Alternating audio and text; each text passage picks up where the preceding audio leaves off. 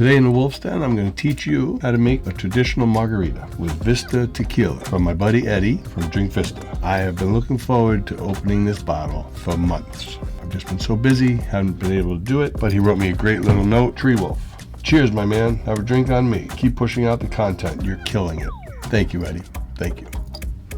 So today we're going to make a margarita in honor of National Margarita Day, February 22nd. I make my margaritas in a rocks glass. You can make them in a coupe, a coupette. I prefer a rocks glass at the Wolfsden. We'll need a shaker. There's a cobbler shaker as opposed to a Boston shaker, like that.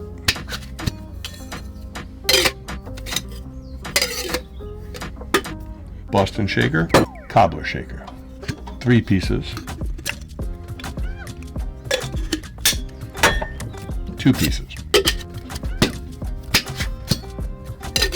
We're going to need our tequila blanco. We're going to use Cointreau, some fresh turbinado simple syrup, and some fresh lime juice. That's it. That's all we need. Very simple. And yet, when balanced correctly, absolutely delicious.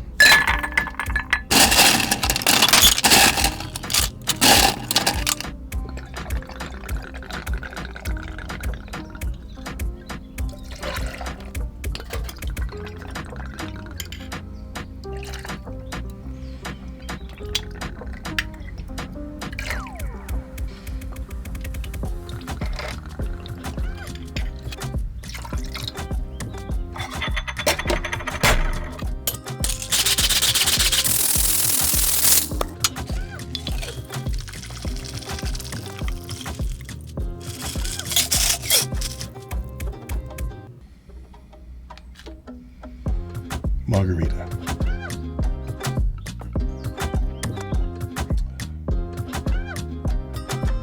Perfecto. That is a good margarita. That is a really good margarita.